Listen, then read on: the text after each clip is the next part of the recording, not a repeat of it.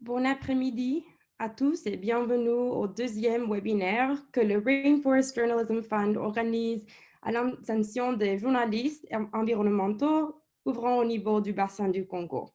Aujourd'hui, notre webinaire va focaliser sur l'utilisation des données dans les enquêtes environnementales. Et pour nous en parler, nous avons deux journalistes spécialistes des questions environnementales qui vont seulement partager leurs expériences, mais ils vont aussi nous prodiguer quelques conseils sur ce sujet. Moi, je m'appelle Nora Moraga-Louis et je suis Rainforest Journalism Fund Manager. Le Rainforest Journalism Fund est une initiative du Pulitzer Center on Crisis Reporting, une ONG basée à Washington, D.C. Le Centre Pulitzer aide à sensibiliser le public aux sujets peu traités grâce à l'appui accordé aux journalistes indépendants et aux programmations éducatives innovantes. Le Rainforest Journalism Fund est une initiative mondiale visant à accroître la visibilité, la qualité et le rayonnement du journalisme environnemental en Amazonie, dans le bassin du Congo et en Asie. Nous accordons des subventions pour la réalisation de reportages aux journalistes de toutes nationalités. Nous organisons aussi des formations et entretenons un réseau de journalistes intéressés par les questions environnementales. Nous sommes très heureux de vous compter parmi nous aujourd'hui et nous espérons rester en contact à l'avenir. Je voudrais passer le relais à Augustine Kassambulé, la coordinatrice du Rainforest Journalism Fund au niveau du bassin du Congo, qui va modérer le webinaire aujourd'hui et présenter nos intervenants. Merci beaucoup, Nora. Bon après-midi à tous et merci d'avoir répondu à notre invitation à ce deuxième module du webinaire qui va, comme l'a bien dit Nora, porter sur l'utilisation des données dans les enquêtes environnementales. C'est vrai qu'avant de vous donner quelques instructions d'ordre logistique, j'aimerais très rapidement répondre à quelques questions qui m'ont été posées ces derniers jours. Et comme ces questions revenaient, alors je me suis dit c'est que c'est une préoccupation de plusieurs. Alors je vais rapidement répondre à ces questions. Premièrement, les gens veulent savoir jusqu'à quand ils peuvent soumettre leurs propositions. Donc je leur dis que le projet continue jusqu'en 2023. Ça veut dire depuis qu'on a commencé en 2019 jusqu'en 2023, vous pouvez continuer à soumettre vos propositions et vos propositions seront analysées par les membres du jury et bien sûr les propositions qui sont retenues seront financées.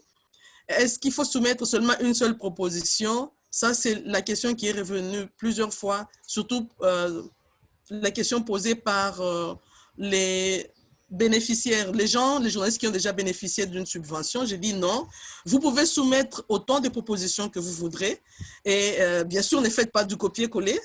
Pour moi, ça c'est mon conseil personnel. Je me dis, lorsque vous soumettez pour la deuxième fois, essayez d'ajouter qu'il y ait une plus-value. À ce moment-là, ça fera que les membres du jury pourront s'y pencher et faire une bonne appréciation. Et la question, pourquoi est-ce qu'il y a certaines propositions qui traînent? Ça traîne, pourquoi? Parce qu'avant d'envoyer les propositions, avant de les soumettre à l'évaluation, nous prenons soin de vérifier, de nous rendre aussi compte que vous pouvez aller sur terrain et qu'au niveau de votre pays, c'est surtout à cause de la pandémie de Covid que vous pouvez aller sur terrain sans risque, ni pour vous, ni pour les communautés que vous allez visiter.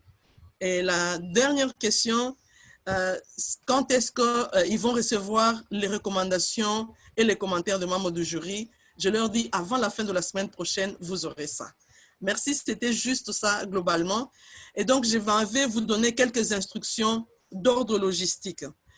Si vous nous avez rejoints via Zoom, vous avez la possibilité de soumettre vos questions. Vous allez voir au bas de votre petit écran, là où c'est écrit Q&R, donc vous allez poser vos questions à travers cette fenêtre-là ou bien par le chat. Et lorsque vous nous rejoignez par YouTube, c'est la même chose. N'hésitez pas, envoyez-nous vos questions. Nous allons les collecter et nous allons les remonter auprès des intervenants qui vont se faire un réel plaisir d'y répondre. Et donc, n'hésitez pas à déposer des questions, n'attendez pas seulement la fin. Même pendant que les gens sont en train de faire leur présentation, envoyez vos questions, nous allons les collecter. Ok, j'ai fini avec les instructions d'ordre logistique. Donc, je dois maintenant vous présenter nos invités, mais il y a un petit exercice que nous aimerions que vous puissiez faire. C'est juste répondre à un petit sondage qui comporte seulement 4 questions. Voilà, le sondage est déjà là, vous le voyez. Si vous pouvez répondre rapidement, c'est-à-dire que ce soit vous qui nous suivez par Zoom, donc vous pouvez répondre à partir de la petite fenêtre de dialogue qui apparaît. Donc nous vous accordons, disons, 30 secondes pour que vous puissiez rapidement répondre. Et bien entendu, vous allez voir les résultats et n'hésitez pas d'accuser réception de ces résultats.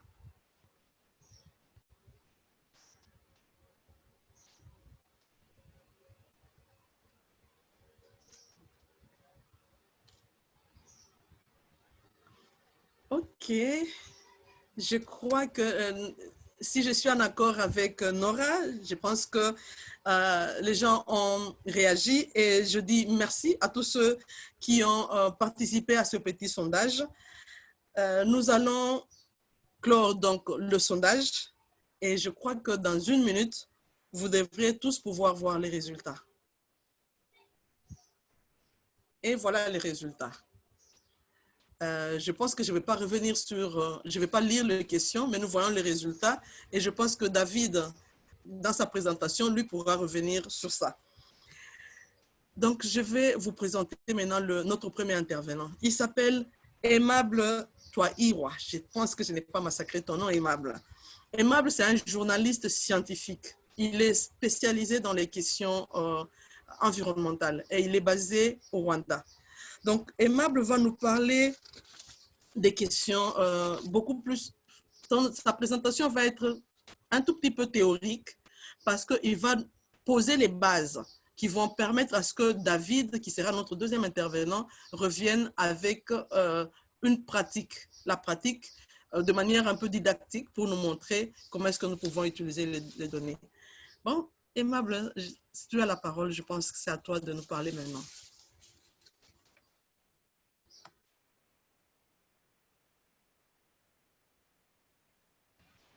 Allô, bonjour, bon après-midi selon où vous êtes. Donc, ma présentation va focaliser sur le journalisme de données pour la réalisation de reportages d'investigation de qualité sur le bassin du Congo.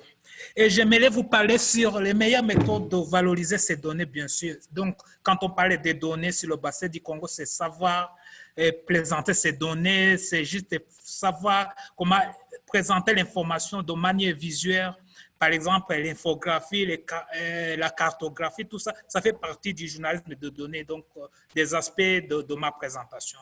Donc, comme vous le savez déjà, donc sur les 500 millions d'hectares du bassin du Congo, donc 300 millions sont couverts par la forêt essentiellement primaire. Donc, ça, c'est juste autant de ressources à l'égauche. Il y a beaucoup de données qu'on peut exploiter à partir de cet espace-là. Donc, pour réaliser un meilleur reportage d'investigation sur le bassin du Congo, j'aimerais d'abord commencer à établir une sorte de comparaison parce qu'il faut comprendre quel est entre le journalisme de données et le journaliste classique. Donc, le journaliste classique, c'est juste ce qu'il faut dire de prime abord. C'est dans le traitement des données. Donc, le journalisme classique, il s'intéresse d'abord à relater l'événement en faisant, disons, les cours aux sources d'informations. Donc, c'est à la source, quelle que soit la presse écrite, la radio, la télé ou le web, le journaliste classique prend d'abord la source, il se réfère d'abord à la source d'information. Par contre, le journalisme de données, c'est toujours la même méthode, c'est juste la collecte des scénarios plus large, disons, des données en extrait d'informations avec des masses d'informations, parce qu'il y a quand on parle des masses d'informations, il y a tout d'abord, on en parle, il y a des données ouvertes. Quand on parle des données ouvertes, donc c'est juste à la base limite d'informations pour les journalistes qui couvrent les questions environnementales au sein du passé du Congo. Donc, il faut se familiariser avec le type de sources de données sur le bassin du Congo parce que les données ouvertes sont parfois publiques et pas livrées par, disons, par les institutions gouvernementales. Donc, par après, il faut aussi interroger ces chiffres. Donc, comme on interroge donc nos sources pour le journalisme classique, donc pour le journalisme de données maintenant, on interroge nos chiffres. Donc, quand on interroge nos chiffres, il faut d'abord renforcer les exigences de vérification. Ces exigences-là, ce qu'on entend souvent parler de fact-checking. Quand on renforce ces exigences de vérification, donc tu as déjà les informations, mais il faut savoir aussi des limites qui existent dans ce sens. Parce qu'il y a des données ouvertes, il y a aussi des données massives. Avec des données massives, je vais dire, on doit faire recours à certains logiciels parce que les données massives, c'est pas tout le monde qui a la capacité, mais les journalistes aussi peuvent en tirer profit pour réaliser les meilleurs reportages sur le bassin du Congo. Donc, on utilise ces outils, ces logiciels pour les analyser juste pour valider les résultats obtenus. Maintenant, ce qui se pose avant que je poursuis ma présentation, il y a des limites d'abord. Donc, accès aux bases de données des organismes publics s'avère parfois compliqué, surtout quand on cherche une information, quand on cherche, disons, à accéder aux données, à une masse de données, ça s'avère parfois compliqué. Peut-être il y a aussi l'ERP de diversité. La diversité de ces données est parfois limitée. Alors, il faut que les journalistes essaient de trouver d'autres masses de données juste pour compléter son reportage. C'est ça qui... Donc, il y a aussi les limites de données accessibles. C'est ça qui s'impose parfois quand il y a question de faire des reportages sur le bassin du Congo. Alors, pour les prendre, les points principaux aussi qui concernent les données quantitatives et qualitatives sur le bassin du Congo. Parce que quand on parle des données, il y a des fois savoir distinguer les données quantitatives et les données qualitatives.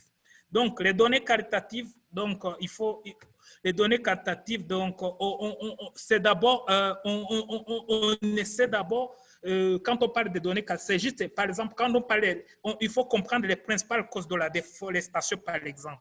Quand on parle de la déforestation ou la dégradation des forêts, il faut identifier quelles sont les principales causes. Par exemple, on parle de l'exploitation du bois, énergie, le développement des infrastructures et du tissu industriel, l'activité minière, la croissance démographique constituent autant de causes de cette déforestation. Maintenant, quand le journaliste de données veut exploiter juste les données pour réaliser un reportage, maintenant, il doit savoir quelles sont les données, quelles sortes de données à exploiter, s'il s'agit de données qualitatives ou quantitatives. Par exemple, quand on parle en termes de format, la présentation des résultats dans l'étude qualitative du sujet de reportage doit être détaillée surtout dans la description. Par exemple, on peut parler des droits des peuples autochtones à la tenue forestière, contrainte à l'occupation, mais sans donner les chiffres. Donc, le rôle de ces communautés dans le bassin du Congo n'est pas entièrement détaillé en termes de chiffres. Maintenant, à partir de là, on est dans les données qualitatives. Maintenant, un autre aspect de données qualitatives, juste un exemple que je peux vous donner, c'est là, quand on parle que les communautés forestières ne sont pas facilement discernables par les statistiques nationales, on va trouver que la plupart des données disponibles ne sont pas ne sont pas du tout qualitatives. Il faut trouver donc des données quantitatives. Quand on parle de données quantitatives, c'est à partir de là qu'on entre dans les données ouvertes, là où les journalistes maintenant, ils ont les chiffres, ils ont le nombre, on voit le nombre, on voit le chiffre. C'est ça qui importe le plus quand on parle encore de ces données-là. Donc, l'utilisation la plus courante de ces données dans les rapports d'enquête est de montrer comment maintenant les valeurs quantitatives. Parce que quand on est journaliste, on doit d'abord s'assurer, vérifier les valeurs quantitatives qui ont changé au fil du temps. Donc, par exemple, comme vous le voyez sur le diagramme que je présente ici, il faut savoir présenter les formations de manière plus ou moins visuelle. Par exemple, quand vous voyez, il y a la tenue inconnue, par exemple, quand justement c'est sur le bassin du Congo, il y a la propriété privée de particuliers d'entreprises, mais on voit quand même que l'espace est occupé administré par le gouvernement, c'est plus large. Il y a aussi l'espace destiné aux peuples autochtones et aux communautés locales. Il y a aussi appartenant à... C'est juste une infographie que j'ai voulu vous partager pour vous montrer comment, juste dans le journalisme de données, on veut présenter une information simple, mais en essayant de montrer justement comment les valeurs quantitatives ont changé au fil du temps.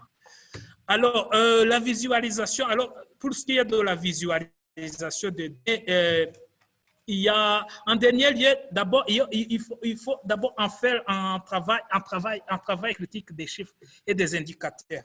Parce que la plupart, comme vous le savez, la plupart des journalistes pensent que les réseaux sociaux concurrencent surtout les médias d'information traditionnels. Et pourtant, les plateformes de partage comme Facebook, comme Twitter, Instagram, on trouve peu à peu tout, mais c'est dit n'importe quoi. On trouve beaucoup d'informations, mais les informations qu'on doit vérifier. Alors, pour mener une enquête, alors, à partir des données, on doit d'abord savoir quel sujet à développer, quel sujet à choisir. Donc, on doit d'abord choisir. Il faut avoir une vision claire sur le sujet à développer. Donc, à partir de là, c'est juste vous donner les meilleures sources qu'on peut exploiter. Par exemple, comme je venais de vous l'expliquer, il y a sur les plateformes de partage, il y a les médias sociaux, par exemple, là où on peut trouver aussi les données ouvertes, si je peux dire, sur le foyer. Il y a aussi des données universitaires, gouvernementales, il y a les ONG, les organismes internationaux.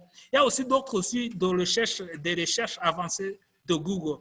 Il y a aussi d'autres bases de données indépendantes, bien sûr, qu'on peut exploiter, mais tout en sachant, comme je l'ai mentionné bien avant, il faut toujours la vérification des faits s'avère toujours indispensable quand on a accès à ce genre de sources, à ce genre de données. Juste, il faut savoir les trier et puis les filtrer et puis en tirer, juste avoir une information intuitive que vous pourrez présenter pour votre audience. Donc, l'utilisation de ces ensembles de données pour générer de nouvelles idées reste essentielle. Donc, quand on peut se les faire, surtout en ce qui concerne la forêt tropicale du Congo, on peut justement recourir à autant de sources juste pour utilisation des données pour générer de nouvelles idées de reportage. C'est plus essentiel. Donc, il faut d'abord trier et exploiter ces bases de données. C'est juste, il y a à la base, il y a ce qu'on appelle, il y a l'approche juste pour essayer de traiter ces données. Il faut d'abord trier et puis exploiter les bases de données. Mais quand on a les formations, disons les formations, les bases de données, les bases de données, les données primaires, je veux dire, il faut savoir comment les trier et puis générer de nouvelles idées de reportage. C'est ça qui est le plus important. Alors, parce qu'il faut surtout comprendre les avantages aussi. Parce que pour mener l'enquête, on doit choisir un sujet. Donc, en ce qui concerne, disons, établir une comparaison. Donc, il faut comprendre les aspects. Quand on compare, comment on doit établir une comparaison entre les interventions analogues. Par exemple, sur le bassin du Congo, il y a le pré-intervention et le post-intervention. On parle, par exemple, il y a plusieurs aspects qu'on peut parler sur le bassin du Congo. Il y a la faune, il y a la forêt, il y a l'hydrologie, il y a les communautés autochtones. Ça, tout cela, il y a l'infrastructure, il y a les mines, tout ça, sont plusieurs aspects. Mais quand on veut les exploiter sous forme de journalisme et de données, il faut d'abord essayer de comparaison, établir une comparaison entre des interventions analogues. Donc, c'est la pré-intervention, post-intervention. Donc, il faut juste comment cela a changé au fil du temps. Si on parle, par exemple, si on focalise sur la faune, c'était comment dans les 10 dernières années. Donc, on peut collecter autant de données juste pour générer une infographie qui montre l'impact, comment, si ça a été positif ou ça a été négatif, juste pour que le lecteur puisse comprendre de quoi s'agit-il. Donc, il faut aussi identifier d'autres données existantes et les ressources. Par exemple, je peux mentionner, pour en parler, il y a la Banque mondiale, la BAD, il y a aussi les données, ce qu'on appelle, comme je l'ai mentionné là, les portails des gouvernements, quand on l'appelle les statistiques officielles. Ils sont disponibles sur le bassin du Congo au niveau national. Ça, on peut aussi exploiter autant de données disponibles, mais sous forme de des données primaires, juste pour en tirer, analyser ces données, sur justement au fil du temps pour examiner et de qualité. Il y a aussi analyser les tendances et corrélations parce que quand on a, par exemple, comme j'ai mentionné déjà les sources, vous voyez, il y a la Banque mondiale, il y a la BAD, il y a le gouvernement. Maintenant, il faut essayer d'analyser les tendances et corrélations juste parce que quand on est dans le data journalisme ou journalisme de données,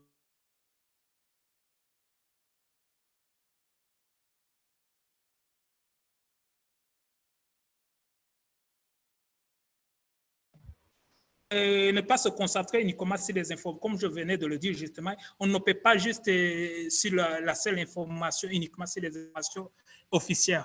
Il faut consulter aussi des spécialistes parce qu'au niveau du bassin du Congo, il y a des institutions comme le COMIFAC, le CAFI, le CBFIF, le CBFF. Donc, ce sont autant d'institutions aussi qui génèrent des données. Là où on peut consulter les spécialistes pour la vérification. Parce que la vérification, on ne fait pas forcément les cours, c'est nécessairement les cours à des outils en ligne. On peut aussi faire le cours à des experts. Donc, l'utilisation de données la plus courante des données dans les rapports d'enquête est de montrer comment les valeurs quantitatives ont changé, comme je l'ai bien expliqué bien avant dans ma présentation. Donc, il faut expliquer toujours les valeurs quantitatives, parce que les valeurs quantitatives aussi, on peut, quand on est journaliste des données, on peut aussi essayer d'analyser. Quand vous avez la capacité d'analyser, vous pouvez même à mesure d'analyser les valeurs qualitatives. Mais les valeurs quantitatives, c'est ce qui est plus important, juste pour montrer comment les valeurs ont changé au fil du temps.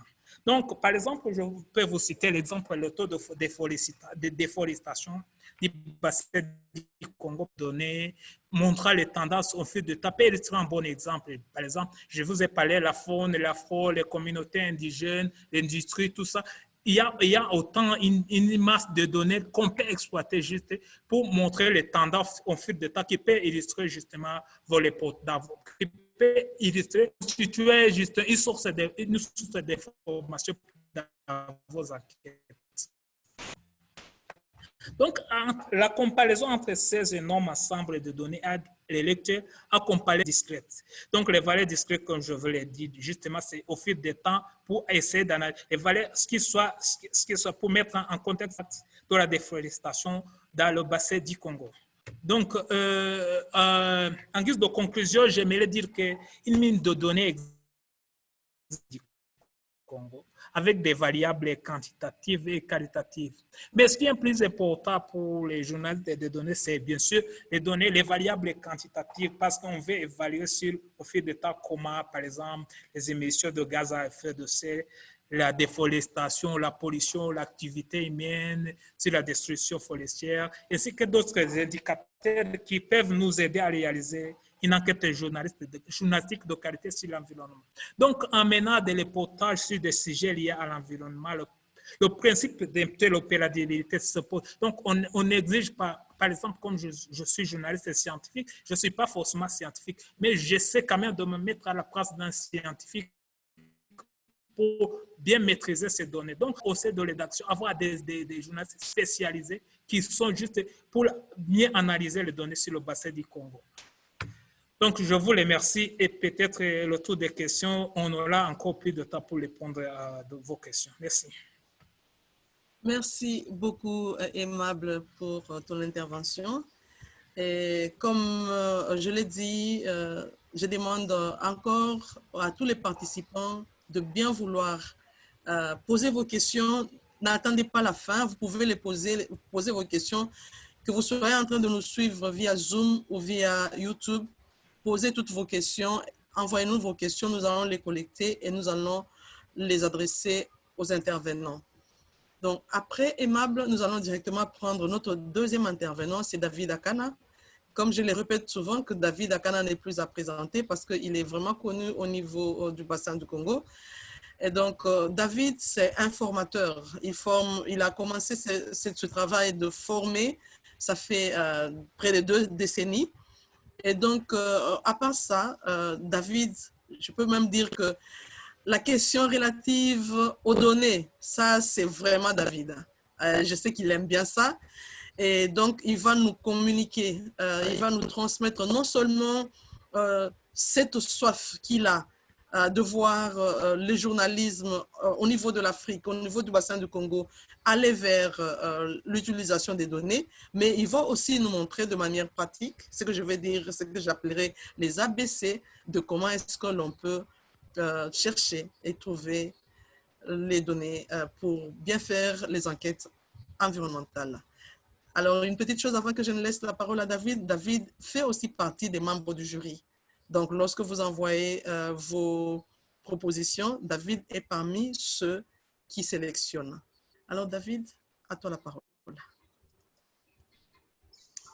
Merci beaucoup, Augustine, et merci également à mon ami Emma pour un travail très bien fait. Donc, bravo. Alors, je vais un peu me focaliser sur les questions très pratiques. Donc,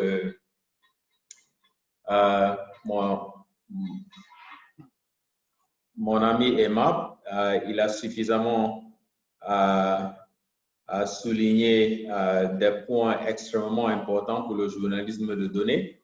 Et je vais essayer juste d'entrer dans quelques exemples pour vous permettre d'avoir des astuces qui vont vous permettre de pouvoir collecter, traiter et de pouvoir diffuser les données. Alors, cela dit, je vais d'abord essayer de vous poser juste quelques questions et si vous pouvez peut-être en utilisant la fonctionnalité chat ou questions-réponses, me donner juste vos réponses. D'abord, la première question, c'est de savoir, travaillez-vous dans un média écrit, radio, télé ou en ligne? Si c'est possible de m'envoyer ces informations par la fonctionnalité chat, ça va nous permettre de savoir comment orienter cette session. Je pense que c'est important. Il faut dire que cette session est importante pour tous ceux qui sont là présentement et je pense que c'est la raison pour laquelle vous avez décidé de venir participer. Mais je voudrais juste avoir une idée. La deuxième question, c'est de savoir où vous trouvez présentement Brazzaville, Kinshasa, Lubumbashi, Yaoundé. Si c'est possible d'envoyer juste la réponse rapidement pour qu'on ait une idée de là où vous trouvez. Et je pense que la dernière question, vous l'avez déjà certainement répondu, c'était de savoir la fréquence à laquelle vous utilisez les données pour vos reportages. OK, cela dit, je pense que je vais rapidement me focaliser sur ce qui est plus important. Alors, vous avez bien entendu Aimable dire, pour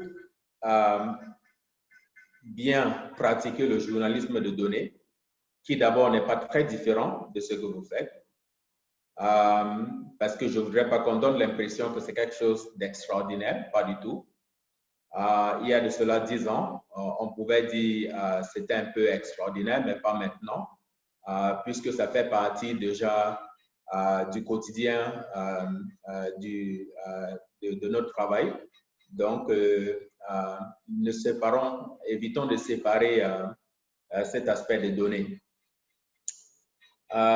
Il y a de cela 3 ans ou 4 ans, je pense en 2016, nous étions à Yaoundé pour travailler avec certains journalistes de la région. Et il y a quelques collègues qui m'ont demandé, David, nous avons eu des discussions sur ce que représente le journalisme de données.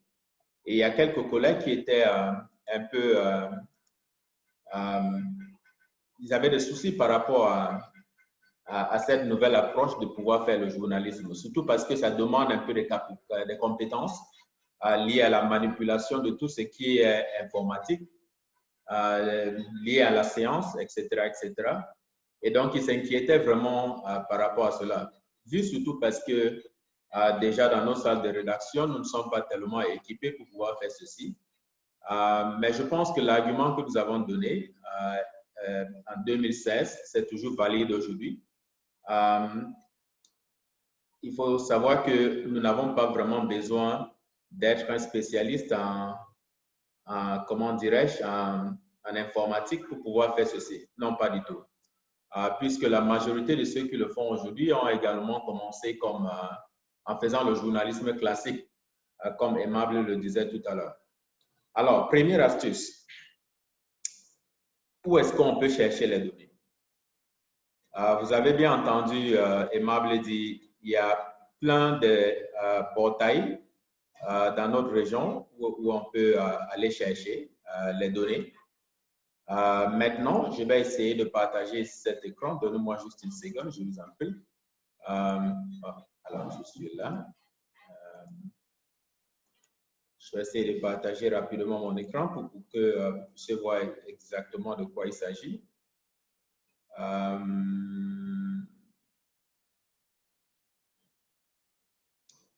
Alors là, d'accord. Même avant ceci, je vais donner moi juste une seconde. Même avant cela, je vais pouvoir partager d'abord ceci. Excusez, hein, ça va prendre un peu de temps, mais je pense qu'on va pouvoir y arriver. Extraordinaire. Donc, si vous arrivez à voir mon écran, vous allez constater que ça, c'est la plateforme Global Forest Watch. Vous avez certainement entendu Aimable parler de ça. La Global Forest Watch, c'est un outil de la WRI, World Resource Institute. C'est une plateforme qui contient les données sur la déforestation, sur les changements climatiques, la biodiversité, dans tous les différentes régions du monde. Elle est globale, pas uniquement sur le bassin du Congo. Alors, aujourd'hui, je pense qu'on va se focaliser uniquement sur une région au niveau de la République du Congo. Et pourquoi? Parce que l'un de nos projets récemment a été, un reportage a été conduit dans la région de Poul, l'une des plus grandes régions de la République du Congo, par une journaliste, par deux de nos journalistes, des journalistes indépendants exerçant à Brazzaville. Et donc, j'ai voulu utiliser, et merci Rosie, vous avez certainement accepté que nous puissions utiliser votre reportage pour pouvoir faire ce travail, faire ce cas pratique. Et donc, elles ont travaillé sur la déforestation et le charbon dans le Poul, charbon de bois dans le Poul. Nous avons fait une analyse de ce reportage qui a été très bien fait d'ailleurs. Et il faut dire que le reportage a été publié dans Africa News, une chaîne de télé qui est basée à Pointe-Noire, au sud de la République du Congo. Je pense que vous pouvez voir l'article, c'est là. C'est environ 900 mots et le focus c'est sur quelques femmes qui pratiquent, qui font le charbon à bois ou de bois. Et nous avons voulu, elles ont donné leur reportage, elles ont expliqué pourquoi elles le font, etc., etc. Des raisons d'abord pour besoins énergétiques, mais aussi économiques, pour avoir des revenus, etc., etc. Et il n'y a vraiment pas un autre type d'activité à faire. Donc, voilà les raisons. Donc, l'article a certainement pu accomplir beaucoup de choses parce que quand même, on a pu avoir les points de vue de ceux qui font cela au niveau de cette région. Mais la question qu'on se posait plus tard, c'était de savoir est-ce qu'on pouvait enrichir cet article? Parce que, bon, il faut dire c'est un article environ 900 mots, mais il y a également un élément, c'est plus ou moins multimédia, il y a également un élément vidéo qui est là. Je pouvais jouer, mais je pense que nous n'avons pas assez le temps de pouvoir écouter. Voilà. Donc, la question qu'on s'est posée, c'est si, par exemple, on intégrait les données, est-ce que ça pouvait enrichir l'article de telle sorte que mon ami Aimable venait de dire tout à l'heure? Et on s'est dit oui. Bon, la question qui se pose certainement, c'est que pour Rosie et le confrère de Brazzaville, avec qui ils ont travaillé, la question qui se pose, c'est où est-ce qu'on devait aller chercher les données? Mais par contre, vous avez entendu Aimable dire qu'il y a assez de données sur le bassin de Congo et sur tous les différents sujets que vous pouvez imaginer. Et dans ce cas, il s'agit de la déforestation. Vous comprenez donc, et le charbon de bois. Vous comprenez donc que si on devait aller chercher, où est-ce qu'on pouvait chercher, il y a multiples sources d'informations. Et moi, je me suis dit, OK, si on allait par exemple sur Global Forest Watch, je pense que vous arrivez à voir mon écran. Là, vous allez voir que j'ai essayé et je vais recommencer à nouveau. Alors, voilà la page d'accueil de Global Forest Watch. Surveillance forestière conçue pour l'action. Vous pouvez voir un peu des graphiques, quelques mots juste pour essayer de donner des orientations. Si vous regardez les menus là en haut, il y a des cartes, il y a tableau de bord, sujets, etc. Si vous cliquez sur les sujets, il y a la biodiversité, climat, matières premières, eau, feu, en temps réel, et les blocs, etc., etc. Et donc, mais qu'est-ce qui m'intéresse ici? Dans ce cas, le cas que nous venons d'évoquer tout à l'heure, c'est la déforestation. Est-ce que c'est lié à la biodiversité? Oui. Lié au climat? Oui, également. Mais par contre, je vais m'intéresser plutôt au tableau de bord. Tableau de bord, pourquoi? Parce que c'est là où vous arrivez à trouver plein d'informations peut-être pertinentes. Bon, il faut dire que tout est pertinent. C'est un instrument ou une ressource pas uniquement pour les journalistes, mais également pour les scientifiques, des décideurs, etc., etc. Et même les citoyens ordinaires. Alors, ça va prendre un peu de temps, c'est en train de chercher. Alors, il y a deux éléments ici. Ici, je pense que vous êtes en train de voir monde, et ça demande de sélectionner le pays. Et dans le cas de Rosie, si j'étais au Congo, et je suis en train de me mettre à la place de Rosie, je suis à Brazzaville, je vais travailler sur le charbon de bois et sur la déforestation. On me demande de sélectionner le pays. Je vais juste mettre République du Congo. Et c'est là, il y a plusieurs résultats. Je sélectionne République du Congo, c'est en train de chercher, ça va prendre quelques minutes. Alors, ça s'affiche là. Dès que vous trouvez le pays, ça va s'afficher juste à votre gauche. Vous voyez un peu comment la carte du Congo est en train de sortir. Et ça s'affiche. Alors, vous voyez déjà des éléments qui sortent. Il y a quelques chiffres ici. 2010, la République du Congo avait 26 millions, 6 millions d'hectares de couverture forestière, s'étendant sur 78% de sa superficie.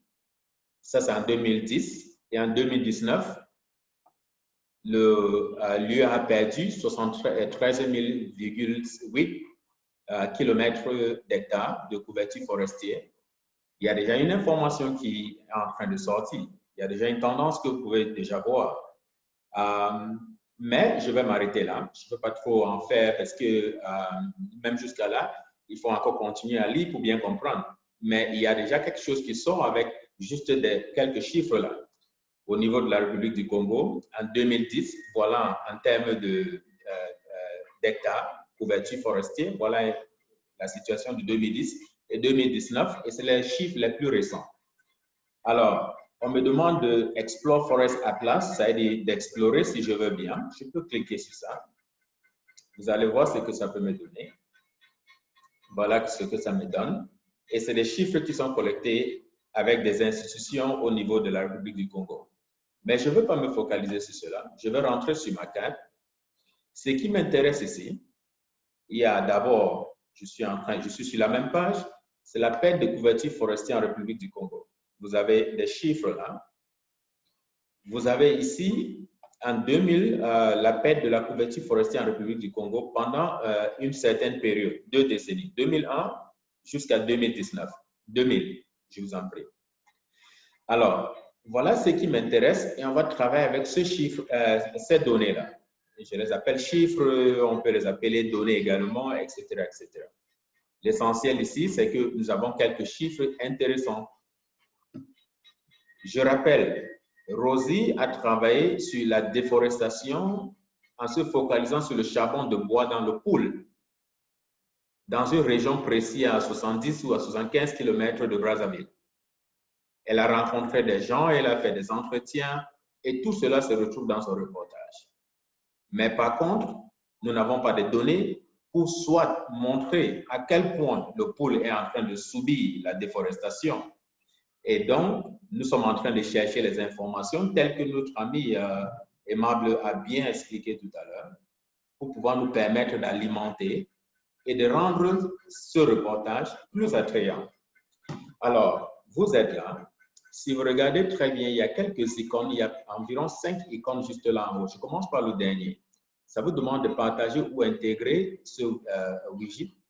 Vous pouvez le faire en cliquant sur ça, mais je ne vais pas m'intéresser. Je ne m'intéresse pas à cela.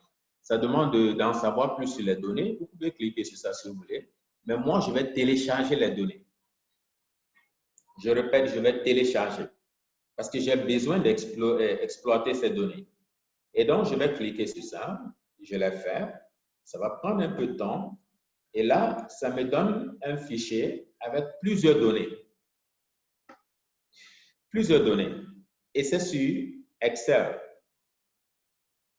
C'est sur Microsoft Excel. Alors, j'ai déjà fait ce travail avant de venir, donc ça veut dire que parce que je voulais aller un peu vite, nous n'avons pas assez de temps. Donc, ce qui m'intéresse plus, c'est le 4e fichier. Et je vais cliquer sur ça. Ce n'est pas celui-là. C'est un travail un peu fatigant, dans le bon sens, excusez. Mais vous allez certainement essayer beaucoup de choses avant de trouver ce que vous cherchez. Je clique sur le 4e fichier, encore pour voir si c'est cela. Non, ce n'est pas ce que moi je recherche. Je rentre dans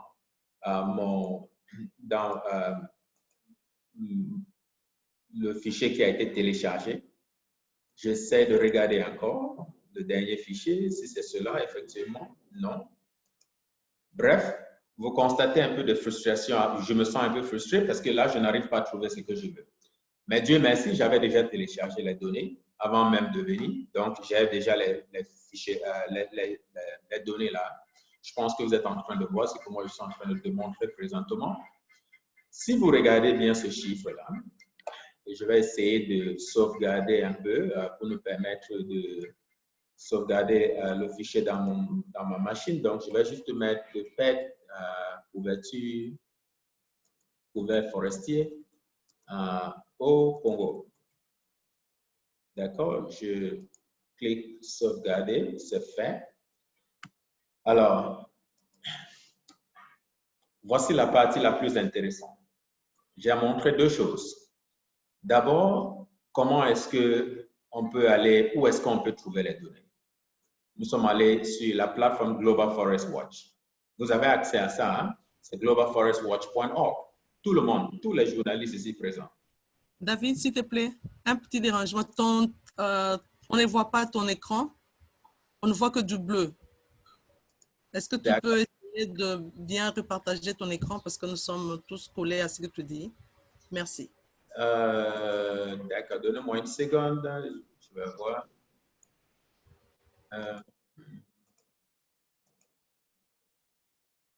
D'accord, juste une seconde. Hein, je vais essayer de...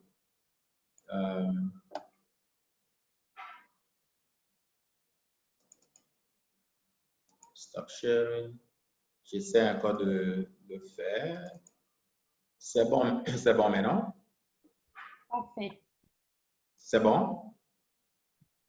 Oui, c'est bon, David, merci. OK, d'accord, super. Alors,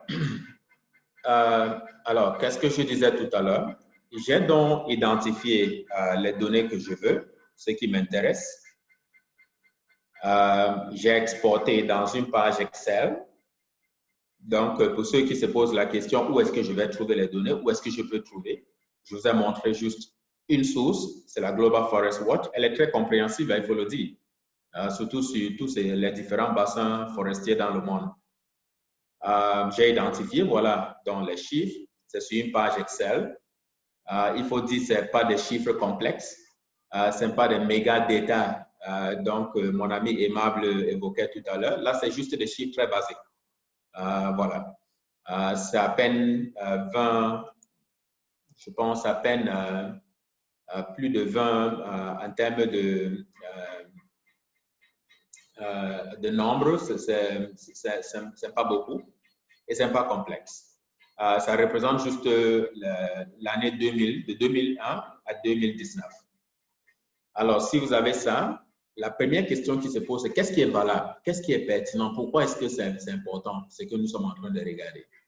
Bon, d'un côté ici, il y a les années de 2001 à 2019.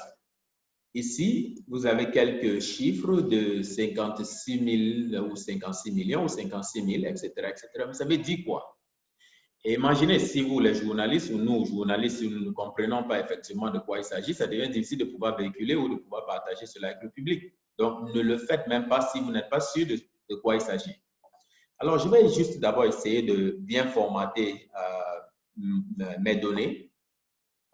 Pour ceux qui sont un peu habitués à l'outil, comment dirais-je, à Excel, je vais aller sur Format as Table. Il faut dire que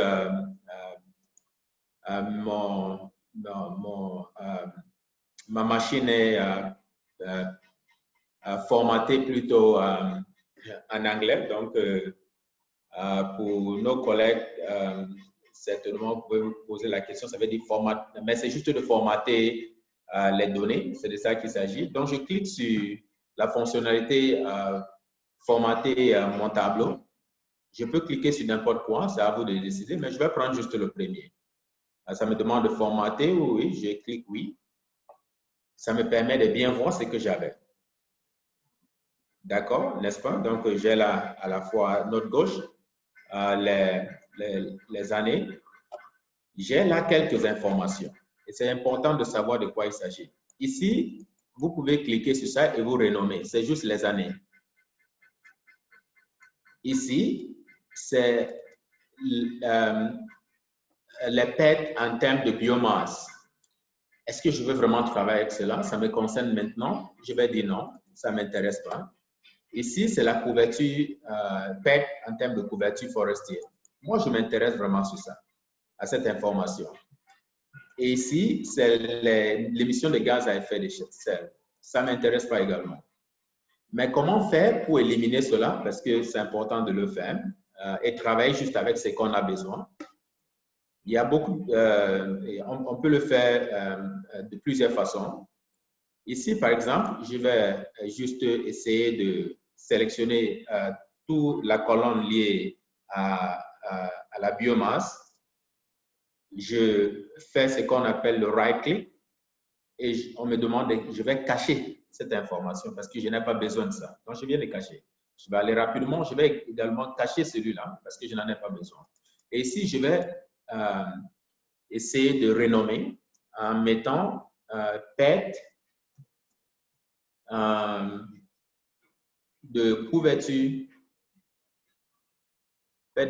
forestière.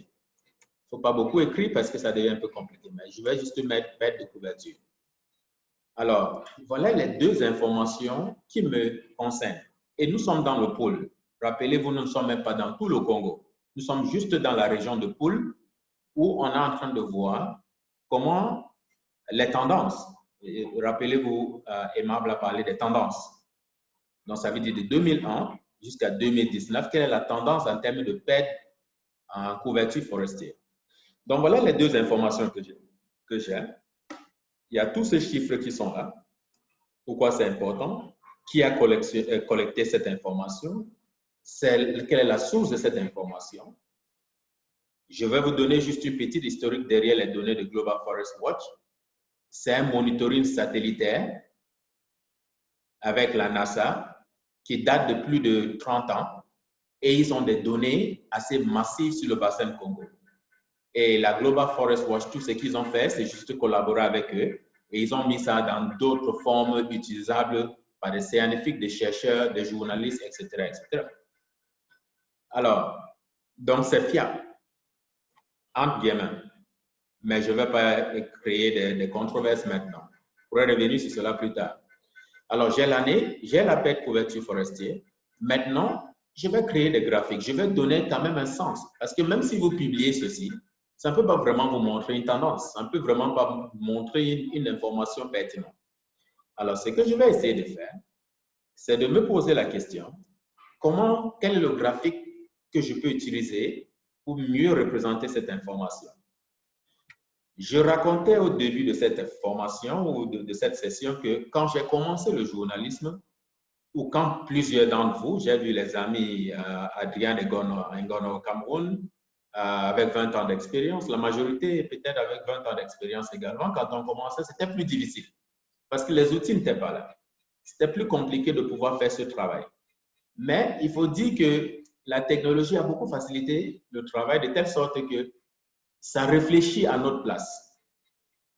Alors, avec mes informations sur les tendances perte de couverture forestière dans le Poul au Congo, j'ai déjà cette information pendant 2 décennies et je vais représenter ça sur une carte. Je peux juste demander à ma page Excel de me donner quelques propositions. Et je vais aller ici sur ma page Excel. Il y a des idées et je clique sur cela. C'est en train de chercher. ça va me faire des propositions si ça veut bien. Ça peut aussi dire, ça veut pas, c'est possible que ça n'a rien à me proposer. Il faudrait que moi-même je réfléchisse. Mais dans ce cas, la machine a réfléchi pour moi. Et ça m'a proposé, si vous regardez un peu ici à votre droite, il y a quelques propositions, quelques graphiques. Alors là, ça me demande d'insérer si je veux bien. Mais je ne suis pas sûr si c'est ça que je veux. Je continue à regarder des propositions. Là, il y a quelques barres. Est-ce que je veux bien utiliser cela? Je ne sais pas. Je dois décider. Bon, comme je vous ai dit, j'ai fait un travail en amont avant d'arriver ici. Donc, moi, je préfère le premier. Donc, je vais insérer celui-là. J'ai un écran qui est un peu petit, donc c'est compliqué de pouvoir travailler avec ça. Ça n'a pas pris. OK, je vais reprendre. Essayez encore voir. D'accord, celui-là n'a pas pris. Je ne sais pas pourquoi, mais on va essayer.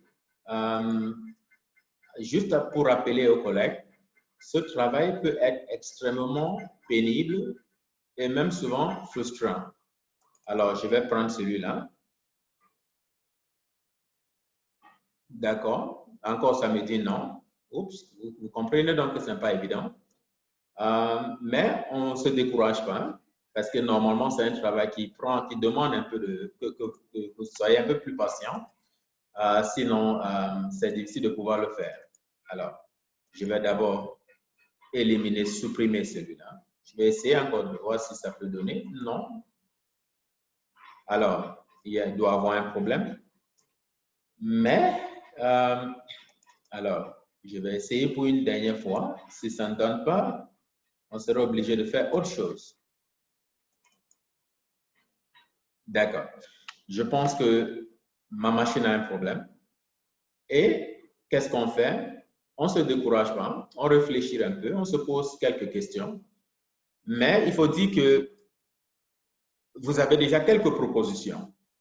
Et si vous arrivez à droite, là où je suis, si vous voyez un peu ma souris, vous allez voir qu'ici à droite, il y a un graphique là qui montre une tendance. Normalement, ici à votre gauche, c'est les âges, les années, je vous en prie. Et normalement, ici, c'est-à-dire sur l'axe vertical, c'est les années. Et ici, sur l'axe, il faudrait peut-être faire une annotation de ce que je suis en train de dire. Juste une seconde. Bon, c'est pas tellement important. Voilà. Si vous regardez un peu ici, j'aurais voulu que ça soit un peu plus large que cela, mais donnez-moi une seconde, je pense que je peux le faire. Juste une seconde.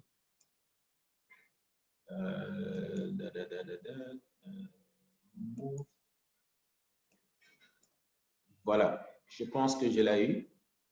Je vais essayer d'agrandir un peu. Vous me donnez une seconde. Voilà. Je vais essayer d'agrandir encore. Voilà. Excellent. Excellent. Si vous regardez un peu ce graphique, normalement, ce n'est pas complet. Il y a encore du travail à faire. Parce que là, il faut mettre les années.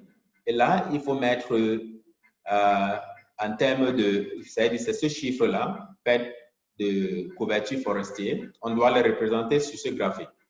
On peut le faire manuellement, mais normalement, puisque c'est généré automatiquement, si on voulait bien afficher les chiffres, on peut le faire.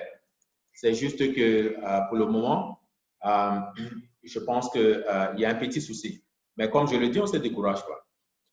Mais il y a quand même quelque chose qu'on peut voir avec ce graphique. Croissant, ça descend, ça remonte. Je suis en train de démontrer comme vous étiez devant moi, mais il faudrait que j'utilise ma souris. Alors, au début, vous voyez un peu les tendances. La question qui se pose, c'est pourquoi est-ce qu'en cette année, ça c'est quelle année? Ça représente quoi? Normalement, si, et je pense que je vais pouvoir utiliser ce que j'avais fait avant même d'arriver ici ce matin. Est-ce celui-là? Je ne pense pas. Donnez-moi une seconde. Juste une seconde. Comme je le dis, c'est un travail souvent un peu pénible, mais important en tout cas, parce que ce qu'on essaie de faire, c'est de vouloir améliorer et donner un peu plus de valeur ou améliorer l'article qui a été fait sur la déforestation et le charbon de bois dans le pool. D'accord, je vais m'arrêter là. Je pense que je vais juste m'arrêter là pour l'instant. Donc, comme vous avez constaté, vous pouvez voir en regardant ce graphique, pourquoi est-ce qu'en 2016, parce que là, le point le plus haut sur cette carte, c'est 2016. Pourquoi, par exemple, en 2016, il y a eu énormément de pertes de couverture forestière dans le pool? Vous essayez de répondre à la question. C'est fort possible que vous n'ayez pas une explication. C'est là alors l'interprétation des données. Parce que c'est des concepts que mon ami Emma a lancés.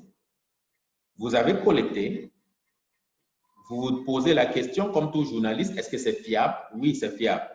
Quelle est la source Global Forest Watch? Qui est derrière Global Forest Watch?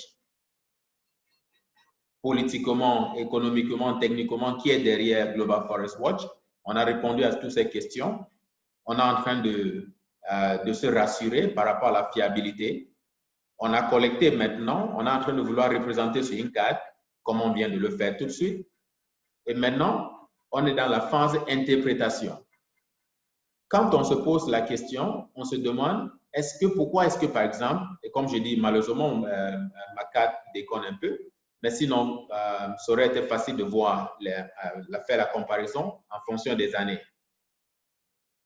On se pose la question à savoir pourquoi 2017 ou 2016. Et pourquoi est-ce que, par exemple, en 2009, il y avait très peu de pertes de couverture forestière, etc., etc. Est-ce que c'est parce qu'à ce moment, il n'y avait pas, par exemple, ceux qui travaillaient juste à faire le charbon de bois? Est-ce que c'est parce qu'il n'y avait pas la guerre civile? On sait que le Congo a connu trois différentes guerres civiles récemment. Le départ de Pascal Lissouba, l'arrivée du président actuel, et plus tard même, tout récemment, il y a cela quelques années, il y a encore eu quelques tentatives. Et on sait que l'article de Rosy a énormément évoqué cela en disant que oui, pendant la guerre, le constat, c'est que les gens ont laissé l'agriculture pour faire plus du charbon de bois. Donc, ça nous permet de faire quelques interprétations. Et si on est confortable avec, on fait ce qu'on demande, c'est de maintenant télécharger. Et si vous voulez bien, vous pouvez insérer cela dans votre article. Et normalement, ce qu'on aurait dû faire, c'est de rentrer dans cet article qui a été très bien fait par Rosy. Et quelque part, je suis en train de regarder l'intégralité de l'article. On pouvait insérer la carte que nous venons de développer ici, en montrant quand même la tendance juste au niveau de pool, en termes de perte de couverture forestière, parce qu'elle a pu interviewer des gens, mais ça ne montre pas de façon compréhensive ce que nous voulons véhiculer comme information.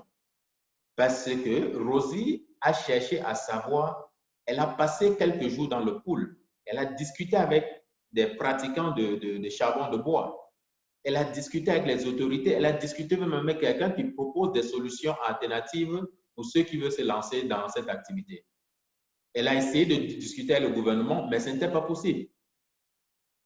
Alors, avec cela, est-ce qu'on est tous, ça nous donne vraiment de façon compréhensive ce qui se passe dans le pôle? Oui, mais dans une certaine mesure, non. Et alors, si on avait ce graphique quelque part ici, inséré, en montrant un peu comment est-ce que la tendance de la perte de couverture forestière due au charbon de bois et bien d'autres choses, parce qu'il faut dire que la seule raison pour laquelle il y a perte de forêt dans le pool, ce n'est pas uniquement charbon de bois, il y a plein d'autres activités.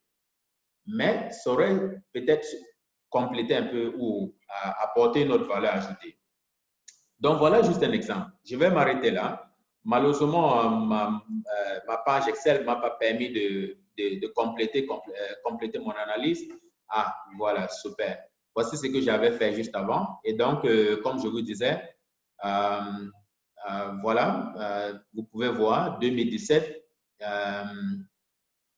le taux de perte en 2017 chaque année. Mais ce qui est clair dans cette carte, c'est qu'il y a une croissance.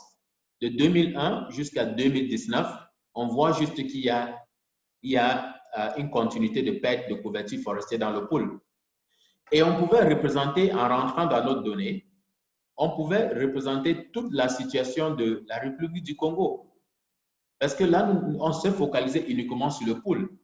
Mais on pouvait choisir Bouanza, Cuvette Ouest, on pouvait choisir le plateau, on pouvait choisir, je ne sais pas, Niari, Sanga, on pouvait choisir n'importe quelle province, ou même tout le Congo, c'est fort possible, et de pouvoir jouer un peu, analyser ces différentes données et voir un peu les tendances. Et si on voulait même, on pouvait montrer toute la région du bassin, tous les pays du bassin du Congo. C'est possible.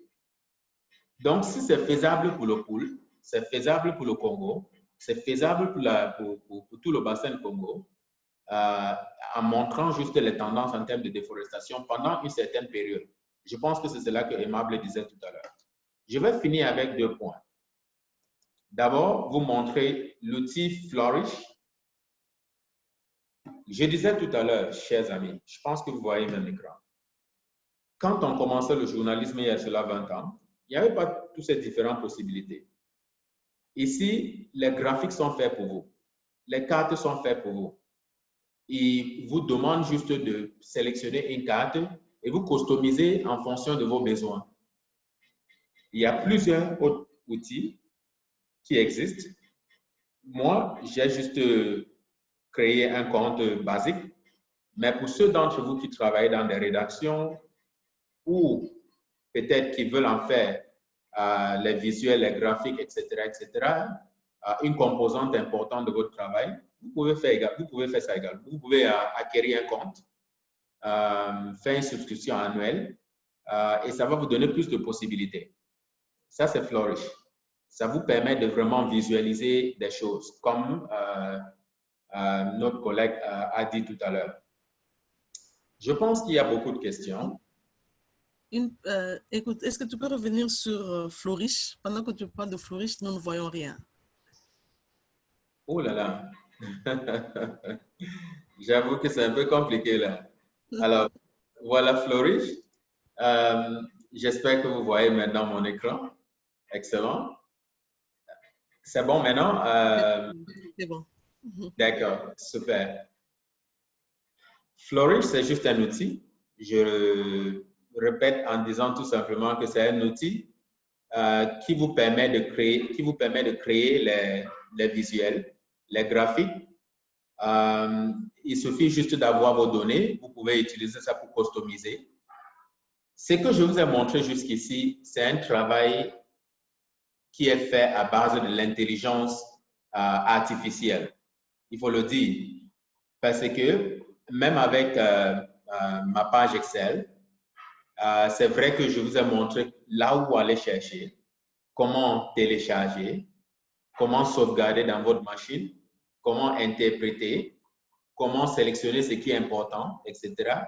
et visualiser et de pouvoir exporter et de mettre dans votre site.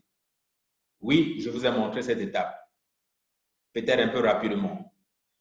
Mais il y a aussi des moments où vous serez appelé à faire ce travail de façon mécanique.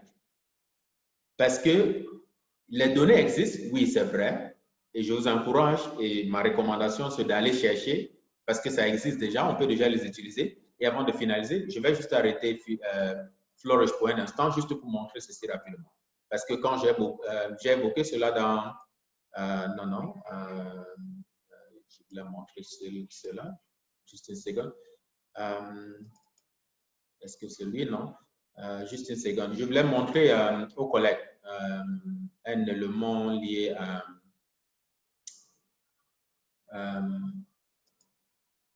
juste une seconde. OK. Je pense que c'est là. Je reste au Congo. Ça, c'est la politique RED+ du Congo. Je montre ceci pourquoi? Parce que ça contient également des données pertinentes qui pouvaient enrichir le travail de Rosé. Et merci Rosie pour votre compréhension. Vous avez accepté à ce qu'on puisse diagnostiquer votre travail, mais c'est juste pour permettre aux collègues de bien comprendre. Donc, c'est des données existantes. Vous pouvez juste prendre et attribuer sans vraiment vous compliquer la tâche en voulant recréer quelque chose. Et je pense que c'est le volet qui est un peu important ici. Pourquoi? Parce que il y a des données qui existent déjà. Nous ne sommes pas obligés de créer tout le temps. Et c'est des sources fiables. Ça, c'est la stratégie RED+ est construite avec le ministère de l'économie forestière du Congo. Donc, vous n'avez vraiment pas besoin à vous fatiguer et à aller recréer des choses. Mais je reviens sur l'outil Fusion. J'espère que vous voyez maintenant mon écran. Là, c'est encore l'intelligence artificielle. Vous avez des données, vous les représentez sur une carte. Vous pouvez faire ce que vous voulez avec. C'est plus facile. Là, je ne voudrais pas me focaliser beaucoup sur cela parce qu'on n'a pas assez de temps et je pense qu'il y a beaucoup de questions. Je finis tout simplement en disant ceci. Et je vais rentrer sur ma carte, sur ma page Excel. Vous devrez vous familiariser avec l'outil Excel pour les données de base. Et comme je dis, quand j'ai eu à travailler avec les journalistes, ils ont toujours eu à avoir ce complexe et peut-être même un peu ils se sentaient un peu intimidés. Mais je vous encourage de ne pas avoir ce sentiment. Je vous ai donné ici juste des chiffres un peu très basiques. Peut-être prochainement, quand on va programmer notre module, on va aller dans des données qui s'étendent à peut-être des milliers de données. Vous imaginez que si nous voulons vraiment apprendre tous les 6 pays du bassin, ou voire même les 7 ou 9 ou 10, tels que définis par le COMIFAC, avec le Burundi, le Rwanda et le Cap-Vert, Sao Tomé et Principe, on aura beaucoup de chiffres. À ce moment, si vous n'avez pas déjà maîtrisé juste comment travailler sur une page Excel basique, je pense que ça peut devenir un peu plus compliqué. Mais rassurez-vous, dès que vous avez le basique, vous pouvez déjà maintenant commencer à travailler sur sur des méga données telles que Aimable évoquait tout à l'heure. Donc, j'espère que ça a été important pour vous. J'espère que vous avez quand même pu voir quelques astuces, parce qu'il s'agit ici, c'est des astuces. Mais on ne peut juste pas le faire en écoutant. On ne peut juste pas faire en lisant. Il faut aller pratiquer. Il faut prendre votre machine, vous ouvrez Global Forest Watch, vous entrez dans le Congo ou dans votre pays, je ne sais pas là où vous êtes, au Cameroun, je ne sais pas, ou au Gabon. Allez-y, entrez le nom de votre pays, cliquez sur Recherche. Ça va vous donner beaucoup de choses que vous pouvez exploiter. Mais comme je dis, la première des choses d'abord, c'est de vous demander est-ce que c'est pertinent? Est-ce que c'est pertinent par rapport à ce que je suis en train de vouloir faire? Vous ne dépensez rien absolument. Il suffit juste d'investir un peu de temps, mais ça enrichit de façon conséquente vos reportages, non? Donc, je m'arrête là. Je pense qu'il faudrait qu'on passe aux questions, si vous voulez bien, Madame la modératrice. À vous. Merci beaucoup, David. Je pense que tu peux rester là et je vais demander à Aimable aussi de se reconnecter parce qu'il y a beaucoup de questions pour vous. Donc, je vais vous demander juste d'être un peu précis dans vos réponses parce que chacun de participants qui a posé sa question aimerait recevoir une réponse. Alors, comme il y en a beaucoup, voilà. Alors, je prends la première question. Elle vient de Kisangani. Elle s'appelle Maggie. Donc, je commence par une dame. Hein? Les hommes, alors, ne vous fâchez pas. Alors, la première question, elle dit ceci. Le journalisme des données semble être nouveau pour moi. L'accès aux données via Internet pose beaucoup de problèmes par rapport à une bonne connexion et l'accès difficile aux informations publiques, officielles et ONG. Que faire pour surmonter ce problème de l'accessibilité aux sources d'infos? Je pose 3 questions, comme ça vous répondez, et puis après, je prends une série. La deuxième question, pour la gestion des données, quel crédit accorder aux informations données par un gestionnaire d'une aire protégée pour les populations riveraines ou des informations couchées dans un rapport? La troisième question, La plupart des fois, nous commençons par être journalistes classiques. Peut-on dire que ces petites données peuvent nous amener à être journalistes expérimentaux des données? Prenez d'abord ces 3 questions, ensuite nous allons revenir à d'autres questions parce qu'il y en a beaucoup. Merci. Vous voulez, Emma, Oui, vous voulez commencer? David, tu peux commencer. Aimable, donc soyez juste précis pour nous permettre à ce que nous puissions poser toutes les questions. D'accord. D'abord, la question de notre collègue Kisangani. Oui, je suis entièrement d'accord. Internet, mauvaise connexion, c'est certainement un obstacle pour ce travail. Je suis entièrement d'accord et c'est un problème dans toute notre région. Je reconnais cela. Mais il faudrait dire que la pénétration d'Internet dans notre région reste quand même fort. Ça veut dire quoi? Ça veut tout simplement dire que aujourd'hui, je pense que nous avons la technologie 4G dans plus ou moins tous les pays du bassin de Congo. Et avec 4G, vous pouvez quand même avoir un niveau de connectivité assez bon pour permettre de quand même conduire une recherche au niveau d'Internet. J'avoue que c'est un peu difficile de pouvoir contourner l'absence d'Internet pour pouvoir faire ce travail, mais ce n'est pas impossible. Je donne juste un exemple pour notre collègue Kisangani. Vous-même, vous pouvez prendre le temps de construire votre page Excel. Ça veut dire que vous n'êtes pas forcément obligé d'aller télécharger ça quelque part dans un site ou même dans dans un site ou ailleurs. Vous pouvez vous-même collecter vos données en utilisant une page Excel. Là, vous n'avez pas besoin d'Internet. Mais, comme je le dis, il y a une tension parce que vous avez les urgences de la salle de rédaction. Vous n'avez pas seulement cela à faire. Ça peut prendre un peu de temps pour pouvoir faire ce travail. D'ailleurs, ça revient un peu à la question qu'on posait au début. Combien de temps estimez-vous que ça peut prendre pour pouvoir faire une bonne investigation? Pour ceux qui veulent faire ce travail, parce qu'il s'agit ici des enquêtes assez solides, ça prend un peu de temps. Et donc, pour ceux d'entre vous qui n'avaient pas accès à Internet, c'est fort possible de pouvoir le faire, mais vous devrez le faire vous-même. Je vais m'arrêter là. Et peut-être aussi, je pense peut-être Aimable aimerait peut-être dire quelque chose par rapport à ça. Oui.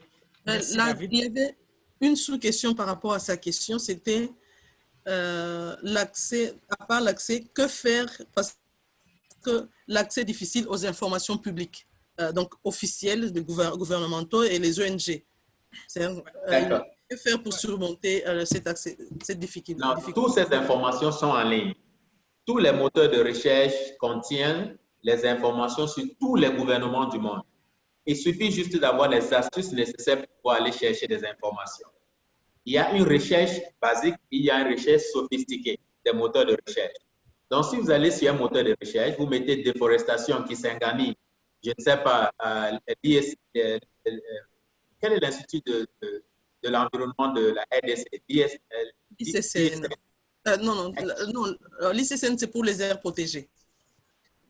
Voilà, je pense que, bon, voilà, je lance juste des organisations comme ça. Mais si vous allez sur un moteur de recherche, vous mettez déforestation Kisangani, ça va vous donner beaucoup de résultats. Peut-être dans des dizaines, plus de 10 000 même, c'est possible. Si vous le faites en mettant ça en parenthèse, ça vous donne autre chose. Si vous le faites en mettant PDF, ça vous donne autre chose. Si vous le mettez en mettant XLS, qui représente la page Excel, ça vous donne autre chose. Donc, il suffit juste d'avoir les astuces pour pouvoir vous permettre de faire cela. Toutes les informations sont sur Internet, mais c'est caché. Il faut juste savoir les moyens les plus sophistiqués à pouvoir aller chercher cette information. Et on l'apprend. Ça peut aussi faire partie d'un module parce que c'est beaucoup d'informations à donner. OK. Pour avancer, Aimable, au lieu de revenir sur cette question, si tu peux prendre la deuxième question, comme ça on avance rapidement. Ouais. Vous pouvez juste la deuxième question, c'était comment? Pour la gestion des données, quel crédit pour des informations données par un gestionnaire d'une aire protégée ou les populations riveraines ou les informations couchées dans un rapport? Oui, justement, nous, tout d'abord, il faut savoir qu'en tant que journaliste, ces relations jouent un rôle important dans le monde journalistique.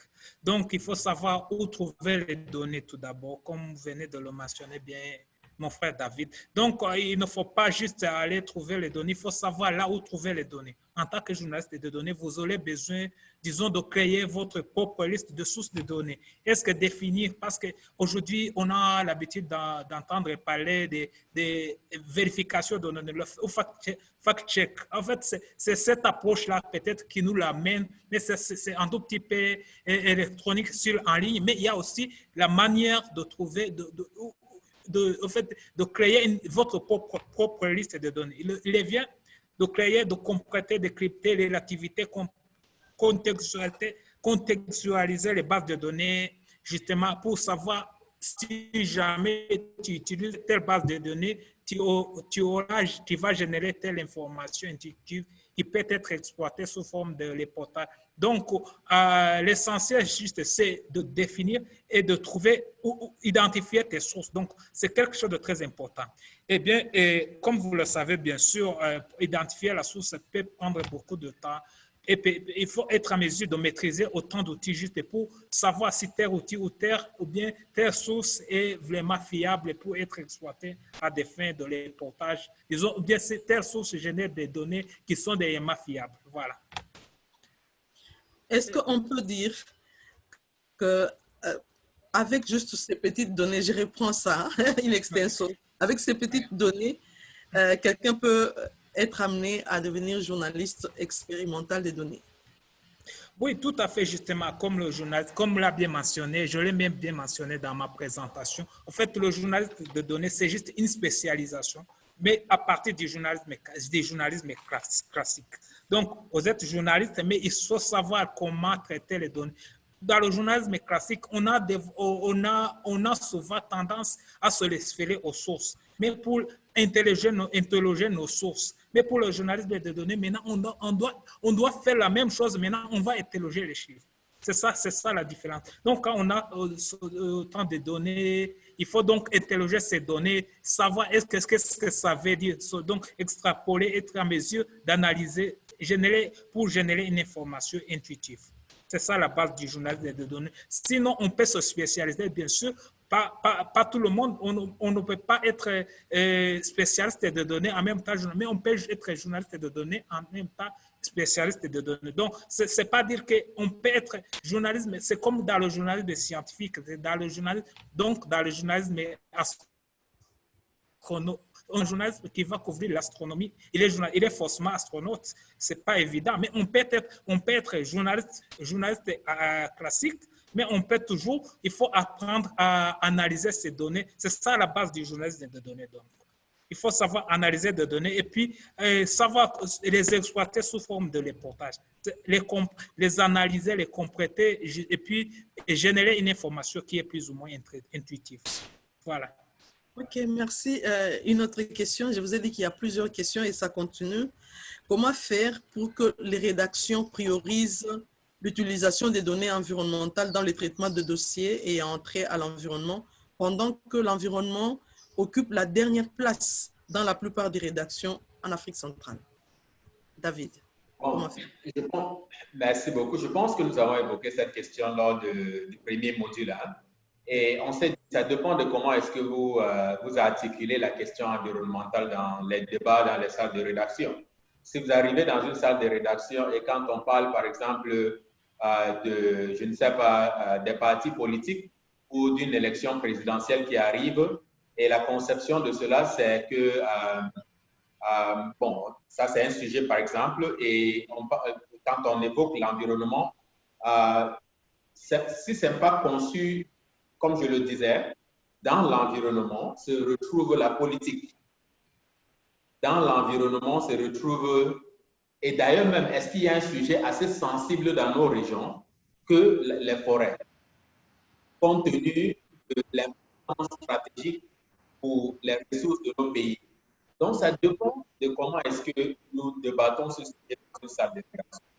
Nous devons savoir déjà comment est-ce que, quand nous sommes dans les débats dans cette déclaration, comment amener, par exemple, le rédacteur à accepter mettre une question sur les forêts, c'est-à-dire au top du journal de 13 heures, je ne sais pas quel est le journal le plus important à RDC. Non, peut-être le journal de 20 heures de soir sur la télé nationale.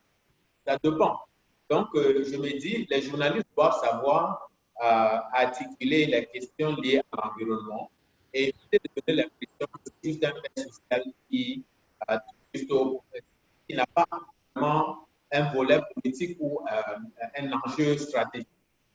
Pourtant, c'est un enjeu stratégique. Ça, c'est la première des choses qu'il faudrait d'abord faire. Et les journalistes doivent réimaginer comment est-ce qu'ils veulent aborder cette question déjà eux-mêmes, d'abord, parce qu'il faut réimaginer d'abord dans notre tête. Et en plus, quand nous sommes dans les débats, dans les salles de rédaction, il faut savoir également articuler de telle sorte qu'on voit les enjeux stratégiques et que ça redevient une priorité dans les salles de rédaction. Je sais que c'est facile de le dire de cette façon, mais ce n'est pas évident quand on entre et on commence à avoir les débats au niveau des salles de rédaction. Il y a aucun sujet qui touche la vie de tous les citoyens de chaque pays. Mais, donc, il y a cet élément. Et de deux, il faut dire que les journalistes doivent savoir aussi que il y a plusieurs façons de pouvoir rendre ce sujet attrayant. Je pense que l'historique du reportage de la question environnementale fait à ce que c'est même ça la cause pour laquelle c'est négligé dans nos salles de rédaction.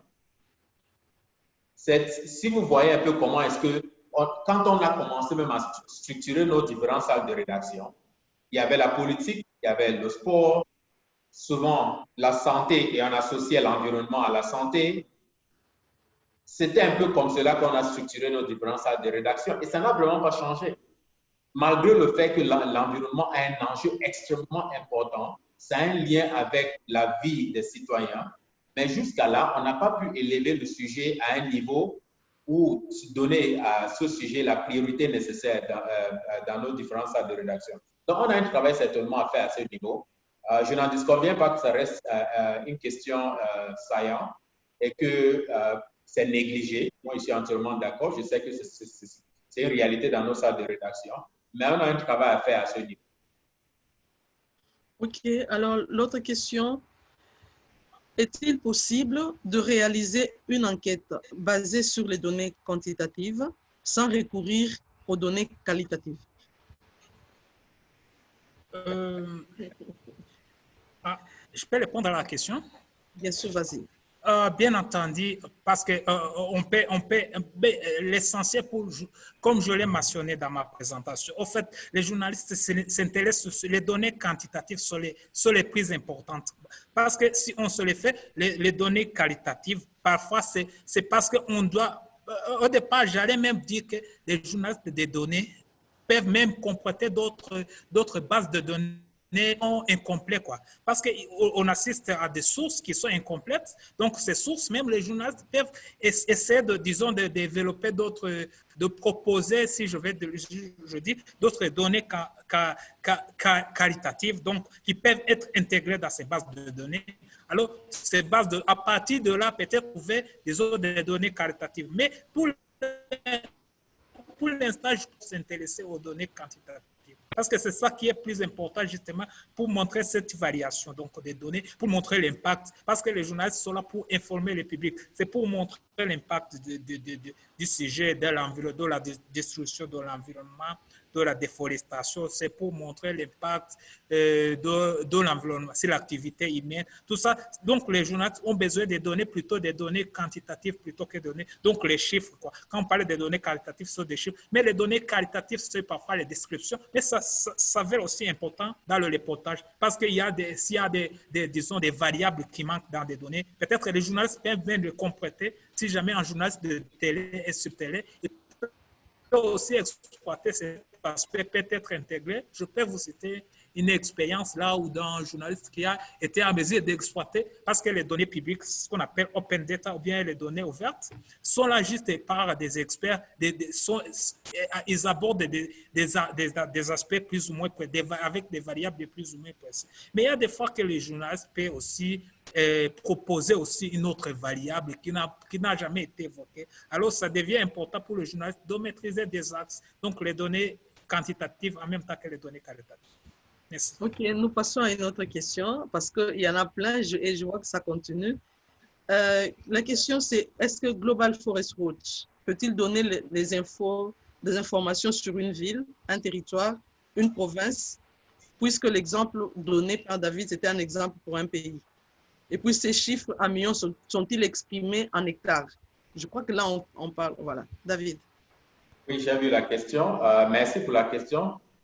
Oui, c'était en hectares, les chiffres que nous avons utilisés pour le pool.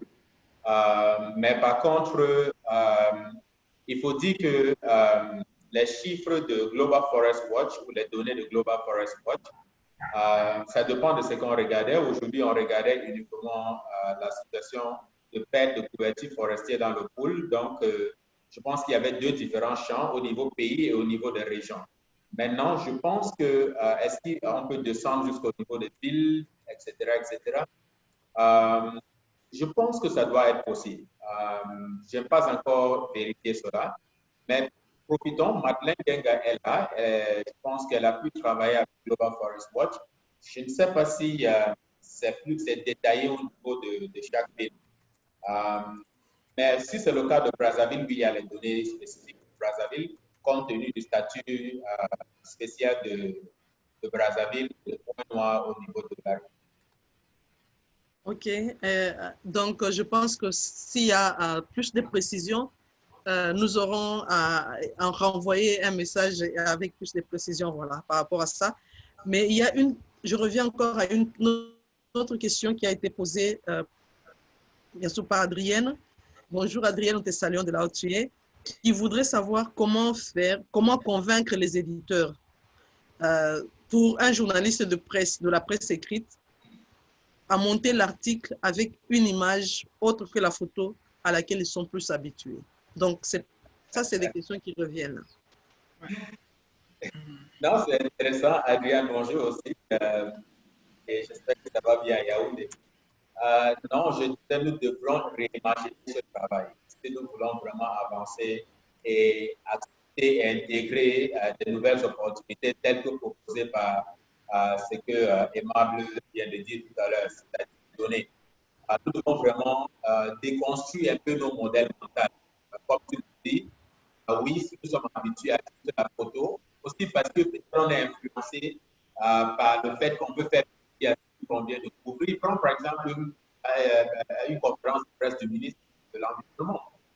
Puisqu'on a pris une très bonne photo du ministre de l'Environnement, peut forcément montrer le ministre devant, la photo principale, c'est celui du ministre. Mais vous savez très bien que ces images-là, les gens en ont marre de ces différentes images avec des gens dans les réunions. Les gens n'aiment même plus voir ça. Alors, est-ce qu'il y a des alternatives? Oui, certainement. Mais pour les reportages spontanés, je doute si c'est pas possible d'intégrer la télé. Peut-être plus que la télé, oui, vous pouvez montrer juste quelques tendances avec quelques pour faire un événement précis, si vous donnez un contexte. Mais par contre, pour les investigations, oui. C'est à nous, c'est un débat, il y aura une tension toujours. La tension, c'est quoi? C'est que, de cette façon très classique, des choses, mais il y a de nouvelles opportunités qui se présentent. C'est à nous de convaincre nos rédacteurs de comprendre que cette approche marche. Et il ne faut juste pas montrer que ça marche. Il faudrait aussi que Google Analytics appuie un point. Ça veut dire que quel est l'article la plus visité? Est-ce que c'est celui qui a une carte interactive ou c'est celui qui a juste peut-être la photo du président de la République? Si on constate que c'est bon, en supposant que les décisions vont se faire en fonction de l'article qui est plus. Si l'article qui est plus, c'est celui qui a plus d'interactivité. Parce qu'on veut plus, parce que le journalisme ouvre une opportunité d'interagir avec les auditeurs et ceux qui, les journaux. Et ce qu'on veut, parce qu'on veut plus impliquer les citoyens dans ce que nous faisons. Avant, c'était plus ou moins ce qu'on appelle le supply trading, où on donne juste. On ne permet pas à ceux, le réceptionniste du message, de pouvoir interagir. Mais maintenant, avec toute cette interactivité, opportunités données par les données, on a plus la possibilité d'impliquer les citoyens, nos lecteurs, ceux qui regardent les auditeurs, etc., etc. Voilà un peu ce que moi je pense par rapport à cela. Ok, merci beaucoup. Il y a plusieurs questions qui reviennent hein, sur le défi lié à l'utilisation de l'Internet pour la collecte des données. Alors, merci Nora. Nora nous a donné un exemple d'un projet du RJF au Panama. Elle dit, quelquefois, l'on peut recourir, face à cette difficulté, on peut recourir au partenariat.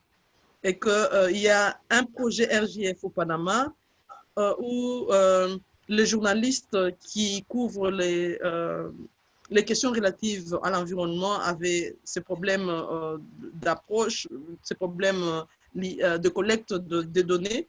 Alors, qu'est-ce qu'ils ont fait?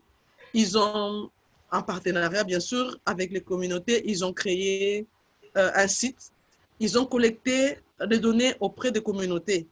Et ensuite, comme il y avait une radio locale, ils ont utilisé cette radio locale pour décrire, pour permettre aux communautés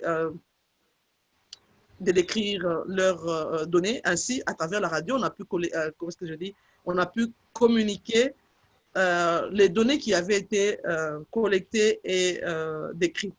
J'espère que j'ai bien rendu cela. Donc, en termes simples, je vais juste dire, quand il y a une collaboration, il est possible de surmonter certaines difficultés qu'on rencontre liées à la connexion Internet. Alors, une autre question, David ou Aimable, dit il arrive que certains services de l'État n'ont pas de site Internet où les journalistes peuvent facilement consulter les données. Cette situation crée parfois des contestations après la publication d'un article de presse. Et il arrive que certains journalistes recourent aux chiffres avancés par les ONG et ces chiffres, malheureusement, ne sont pas généralement acceptés par les officiels. Que faire? OK, je peux répondre à la question. Vas-y. OK, justement, j'aimerais juste, pour votre information, on a beaucoup de projets qu'on a l'habitude d'entendre parler de Open Data, ou bien les données ouvertes. Donc, c'est l'initiative, disons, initiée par le gouvernement. En fait, le gouvernement a le droit de diffuser les données ouvertes en faveur du public. Donc, ces données peuvent servir à n'importe quelle fin, quelle que soit l'information, mais aussi dans d'autres aspects. Donc, ces données-là, si jamais ils ne sont pas disponibles, c'est-à-dire il peut y avoir un problème peut-être d'accès. Donc, il suffit de créer, parce que comme je l'ai déjà expliqué, il faut toujours avoir de bonnes relations. Il faut créer de bonnes relations avec tes sources. Sinon, on doit aller les trouver. Mais il y a aussi d'autres alternatives. Si jamais les institutions concernées ne sont pas disponibles à vous livrer ces données, donc vous pouvez vous référer à d'autres sources. Mais pour compléter, donc c'est juste essayer de comparer autant de données parce qu'on ne peut pas, à la base de tout, c'est juste, on ne peut pas juste se référer à une seule source de données. On peut aussi faire le coup à d'autres sources parce que si jamais le gouvernement, le ministre de l'Environnement, il y a d'autres enquêtes qui ont été menées peut-être par la Banque mondiale, bien par l'Institut des statistiques, ou bien par une autre agence, une autre organisation de gouvernement. Donc, pour les journalistes de données n'ont pas la peine de se focaliser sur une seule source. Ils ont besoin de diversifier. En fait, la diversification des sources, c'est quelque chose de très important pour les journalistes de données. Donc, je ne pense pas que si jamais on vous refuse de l'accès aux données publiques, vous pouvez même faire le coup à d'autres sources. Je crois que c'est ça ma réponse à ce qui concerne à votre question. OK, merci. En tout cas, je pense que nous sommes en train d'aller vers la fin.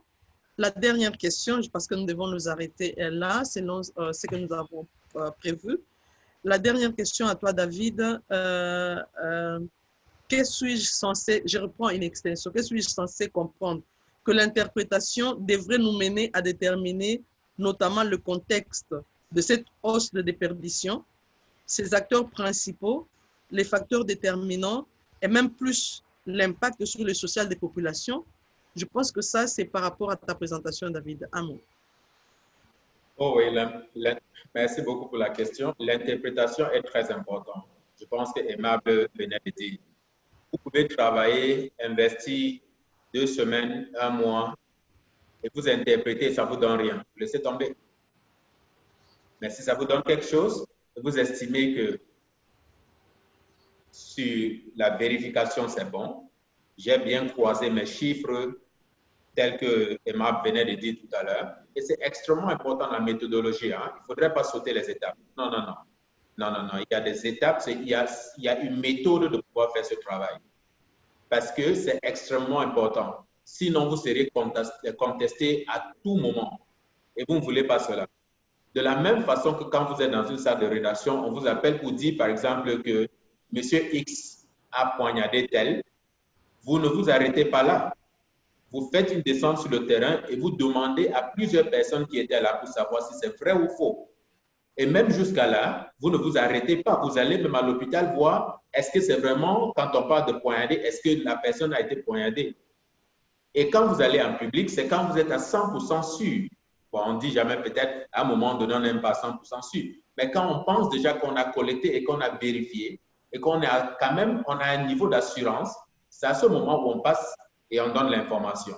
Et même jusqu'à là, on donne quand même les limites de ce qu'on a pu faire. C'est-à-dire, il reste peut-être une possibilité que nous n'avons pas touché telle source. C'est de la même façon avec les données. Global Forest Watch, vous devez vous poser la question, je l'ai dit tout à l'heure, qui est derrière Global Forest Watch? Comment est-ce qu'ils ont collecté ces données? Vous devez vous poser la question, ce n'est pas parce que c'est Global Forest Watch, basé à Washington, faisant partie de WRI, les données de NASA, donc c'est correct. Non, pas du tout. Pas du tout. Et même jusqu'à là, ce n'est que des chiffres qui n'ont pas de contexte, parce que quand on parle vraiment de que par exemple en 2016, il y a eu une perte énorme de forêt dans le pool, qu'est-ce qui explique cela? Il faut certainement aller sur le terrain pour comprendre pourquoi est-ce que par exemple en 2016 et peut-être 2 ans plus avant, il n'y avait pas perte. Donc il y a une méthode à suivre. Il y a une méthode à suivre. C'est un travail qui prend un peu de temps, mais c'est extrêmement important. Regardez juste ProPublica aux États-Unis. Vous voyez l'impact de leur travail. Regardez par exemple The Guardian à Londres. Vous voyez un peu comment est-ce que travail, quand on parle de travail sérieux, en utilisant les données, ce que ça a pu faire, surtout pour changer les politiques dans les différents pays. Si vous allez en France, par exemple, il y a quelques exemples que je peux citer, je peux vous envoyer des liens. Quand c'est bien fait, même l'État prend conscience. Pourquoi? Parce qu'il s'agit des chiffres et les chiffres ne trompent pas. Nous cherchons à véhiculer la vérité et quand c'est confirmé et quand c'est appuyé par les faits, pas juste notre narratif qualitatif. Parce que, sachez, je pense que nous sommes tous au courant que nous pouvons, avec nos narratifs, on essaie d'orienter les choses d'un côté ou à un autre. Souvent, ce n'est pas forcément vrai. Mais avec des chiffres, je pense qu'on arrive à avoir des vérités pas bon, ça, je pense pas si, surtout dans le monde d'aujourd'hui, je pense que tout est questionné. Mais quand même, ça nous permet de pouvoir apporter une bonne contribution sur l'espace public et de jouer notre rôle. Ok, merci beaucoup David, merci Aimable, merci Nora, merci à vous chers participants, merci d'avoir été nombreux à participer à ce deuxième module du webinaire. Nous voulons donc nous arrêter là, mais avant, je voudrais juste vous rassurer et confirmer que ce webinaire est enregistré et donc nous allons le partager avec tous ceux qui se sont enregistrés. Nous allons partager aussi les liens par rapport à Global Forest Watch, donc nous allons partager cela et nous allons vous envoyer un questionnaire juste pour une enquête pour avoir vos commentaires, vos recommandations. Alors, s'il vous plaît, remplissez cela, ça ne vous prendra pas beaucoup de temps. En tout cas, nous vous disons merci et nous vous souhaitons une bonne suite de la journée. Au revoir. Bye. Bye.